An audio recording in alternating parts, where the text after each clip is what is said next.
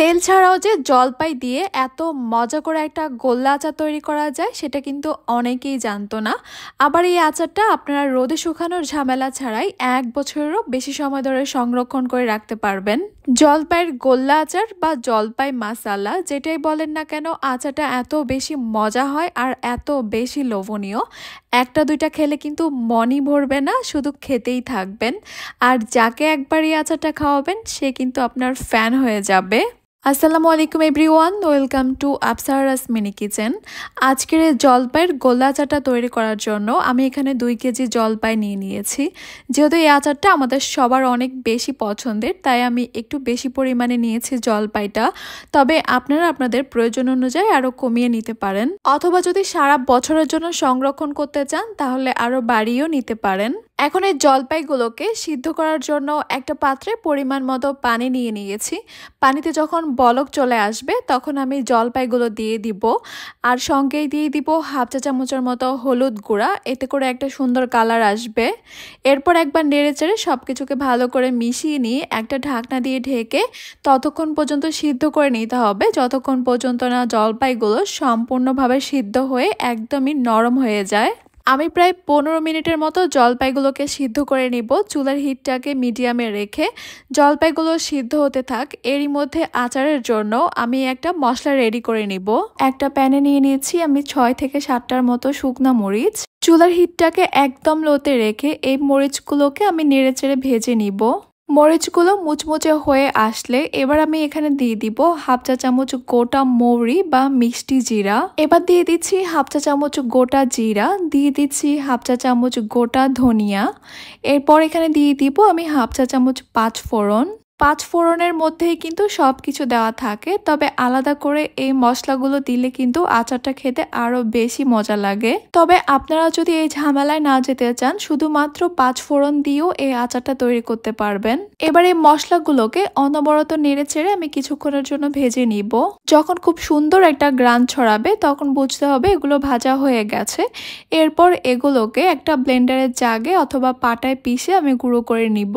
এইদিকে জলপাইগুলোকে প্রায় 15 মিনিটের মতো ঢেকে রান্না করার পর কিন্তু এখন এগুলো ভালো মতো সিদ্ধ হয়ে গেছে।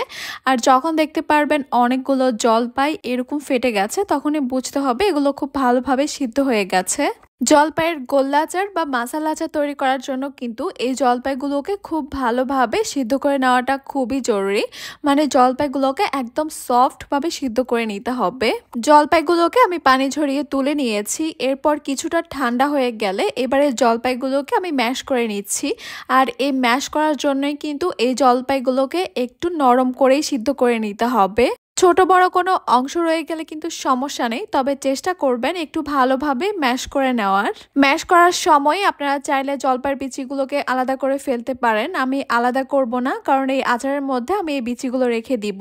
দেখতে পাচ্ছেন জলপাইগুলোকে আমি খুব ভালোভাবে ম্যাশ করে নিয়েছি। খুবই আঠালো টাইপের একটা মিশ্রণের মতো তৈরি হয়েছে। এবারে ম্যাশ করা জলপাইটাকে আমি নিয়ে নিচ্ছি একটা প্যানে। আগে বলেছিলাম তেল ছাড়া আচার, তাই এখানে কোনো রকমের তেলের ব্যবহার হবে না। তাও যদি আপনারা মনে করেন যে এখানে কোনো তেল দেওয়ার প্রয়োজন আছে, তাহলে প্রথমে প্যানের মধ্যে তেল দিয়ে দিবেন। এরপর এখানে দিয়ে দিব আমি গ্রেট করে নেওয়া 1 কাপ খেজুরের গুড়। আপনারা চাইলে সেম রেসিপি ফলো করে চিনি দিয়েও এই আচারটা তৈরি করতে পারেন, তবে আমার খুবই ভালো লাগে এই আচারটা যদি গুড় দিয়ে তৈরি করা হয়। আমি চেষ্টা করি সবসময় এই আচারটা গুড় দিয়েই তৈরি করার। আচ্ছা, আমার মনে হয়েছে 2 কেজি জলপাইয়ের জন্য 1 কাপ খেজুরের গুড় কম হয়ে গেছে, তাই আমি এখানে আরো 1 কাপ খেজুরের গুড় অ্যাড করে দিয়েছি। মিষ্টি পরিমাণটা টোটালি আপনাদের উপর নির্ভর করে, আচারের মধ্যে আপনারা কতটা মিষ্টি খেতে পছন্দ করেন। তাছাড়াও যে কোনো আচারের মধ্যে লবণ, ঝাল আর মিষ্টির পরিমাণটা নিজের ইচ্ছা মতো দেওয়া যায়। এখন এই সব কিছুকে ভালো করে মিশিয়ে নিচ্ছি গুড়টা সম্পূর্ণভাবে গলে যাওয়া পর্যন্ত। গুড়টা সম্পূর্ণভাবে গলে গেছে। এবার আমি এখানে দিয়ে দিচ্ছি 1 টেবিল চামচ কাশ্মীরি রেড চিলি। এটা কিন্তু ঝাল না, তবে অনেক সুন্দর একটা কালার আসবে এই আচারের মধ্যে। লবণ দিয়ে দিচ্ছি 1 টেবিল চামচ, আর একটু আগে যে মশলাটা ভেজে গুঁড়ো করে নিয়েছিলাম সেইখান থেকে 3 টেবিল চামচ মশলা এখানে দিয়ে দিব। আর বাকি যে মশলাগুলো রয়েছে সেগুলো কিন্তু রেখে দিব, এগুলো পরে আমাদের কাজে লাগবে। এই আচারটা তৈরি করতে কিন্তু এগুলো ছাড়া আর কোনো বাড়তি মশলাই লাগবে না। আচারটা খুবই সহজ একটা আচার, তবে অনেক মজাদার। সব কিছুকে ভালোভাবে নেড়েচেড়ে মিশিয়ে নিয়েছি। এখন কিন্তু তেমন আর কোনো কাজ নেই, এখন শুধু কাজ হচ্ছে এই মিশ্রণটাকে অনবরত নাড়তে থাকবো অনেকটা সময় ধরে, যতক্ষণ পর্যন্ত না খুবই সুন্দর একটা কালার চলে আসে। আমি প্রায় 20 থেকে 25 মিনিটের মতো এইভাবে অনবরত নেড়ে চেড়ে জাল করে নিয়েছি। আর এখন দেখতে পাচ্ছেন খুবই সুন্দর একটা কালার আসছে আচারের মধ্যে। এখন অনেকের মনে হতে পারে আমি এখানে গুড়ের ব্যবহার করেছি তাই আচারের মধ্যে সুন্দর একটা কালার আসছে, চিনি দিয়ে করলে এই কালারটা আসবে না। ব্যাপারটা কিন্তু একদমই তেমন না। চিনিটা আস্তে আস্তে জাল করতে থাকলে ক্যারামেলাইজড হয়ে কিন্তু এরকমই সুন্দর একটা কালার আসে। আপনারা চাইলে সেম রেসিপি ফলো করে চিনি দিয়েও আচারটা তৈরি করতে পারেন, কোনো সমস্যা নেই। আচারটা তৈরি করা কিন্তু প্রায় শেষ, আর ঠিক শেষের দিকে আমি এখানে দিয়ে দিব আগে যে মশলাটা তৈরি করেছিলাম সেখান থেকে আরও 1 টেবিল চামচ মশলা, সঙ্গেই দিয়ে দিব 1 চা চামচ বিট লবণ। সব কিছু আবারও খুব ভালোভাবে নেড়েচেড়ে মিশিয়ে নিচ্ছি। আর যখন দেখতে পারবেন এই মিশ্রণটা এরকম প্যানের গা ছেড়ে আসছে, তখন বুঝতে হবে গোল্লা আচার তৈরি করার জন্য এই আচারটা একদমই রেডি। অথবা চাইলে স্প্যাচুলার করে অল্প একটু আচার তুলে নেবেন। এরপর এরকম গোল গোল হাতে ঘুরালে যদি একটা বল বা একটা নাড়ুর মতো শেপ চলে আসে, তাহলে বুঝতে পারবেন এই আচারটা গোল্লা আচার তৈরি করার জন্য একদমই রেডি। এবারে আচারটাকে আমি চুলা থেকে নামিয়ে নিব, এরপর কিছুটা ঠান্ডা করে নিব, তবে সম্পূর্ণ ঠান্ডা করে ফেলা যাবে না। আচারটা যখন ঠান্ডা হয়ে গেছে, তবে একদম ঠান্ডা না, হালকা গরম রয়েছে, তখনই কিন্তু গোল্লা আচারটা তৈরি করে ফেলতে হবে। আর তার জন্য হাতে সামান্য সরিষার তেল মেখে নিয়েছি, আর একটা চামচ নিয়েছি, চামচটাকেও সরিষার তেল মাখিয়ে নিয়েছি। যেহেতু আচারটা অনেক বেশি আঠালো তাই হাতে লেগে লেগে আসবে, একটু তেল মেখে নিলে কিন্তু আর হাতে মাখাবে না।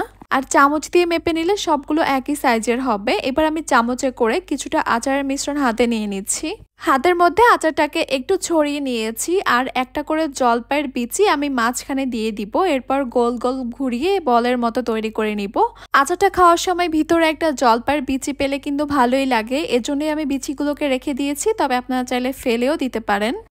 এইভাবেই আমি সবগুলো জলপাইয়ের গোল্লা আচার তৈরি করে নিয়েছি। আর এটা খুবই সহজ একটা কাজ, আমার মনে হয় আপনারা দেখেই বুঝে গেছেন আমি ঠিক কিভাবে তৈরি করেছি। সবগুলো গোল্লা আচার তৈরি করা হয়ে গেছে, তবে আমাদের কিন্তু এখনো কাজ বাকি রয়েছে। জলপাইয়ের গোল্লা আচারের উপরে যে লোভনীয় লুকটা সেটা আনার জন্য একটা পাত্রে আমি নিয়ে নিব 1/2 কাপ চিনি। এরপর নিয়ে নিচ্ছি আগে যে মশলাটা তৈরি করেছিলাম সেখান থেকে কিছুটা মশলা, সঙ্গে দিয়ে দিব 1/2 চা চামচের মতো বিট লবণ, সবশেষে দিয়ে দিব 1 চা চামচের মতো ভাজা শুকনো মরিচের গুঁড়া। এরপরে সব কিছুকে একটু ভালো করে মিশিয়ে নিব। এবার একটা করে গোল্লা আচার নিয়ে খুব সুন্দর করে এগুলোর সঙ্গে কোটিং করে নিব। আর এইভাবে কোটিংটা করার জন্যই কিন্তু এই আচারের লুক আর টেস্ট দ্বিগুণ বেড়ে যাবে। আর এই জন্যই কিন্তু এই আচারটার নাম হয়েছে জলপাই মাসালা আচার। আপনারা চাইলে কিন্তু সবগুলো গোল্লা আচার এইভাবে মাসালা কোটিং করে নিতে পারেন, আবার চাইলে কিছুটা রেখেও দিতে পারেন। ওগুলো কিন্তু দেখতে অনেকটা গোলাপ জামুন মিষ্টির মতো লাগবে। দেখতেই পাচ্ছেন মাশাআল্লাহ কতটা লোভনীয় হয়েছে জলপাইয়ের এই মাসালা গোল্লা আচারগুলো। এবার এই আচারগুলোর সংরক্ষণ পদ্ধতিটা আপনাদেরকে বলে দিচ্ছি। আচারগুলোকে একটা কাচের জারে করে রেখে দিবেন, প্রায় 6 মাসের মতোই নরমালি ভালো থাকবে। যদি 1 বছর বা তার বেশি সময় ধরে সংরক্ষণ করতে চান তাহলে কিন্তু ফ্রিজের নর্মাল চেম্বারে রাখতে হবে। যে কোনো একটা এয়ারটাইট বক্সে নিয়ে ফ্রিজের নর্মাল চেম্বারে রেখে দিবেন। আশা করছি আমার আজকের এই আচারের রেসিপি আপনাদের কাছে খুবই ভালো লেগেছে আর সহজও লেগেছে। তাহলে আজকে এই পর্যন্তই। সবাই অনেক বেশি ভালো থাকবেন, সুস্থ থাকবেন, সবাই সবার জন্য দোয়া করবেন। আল্লাহ হাফেজ।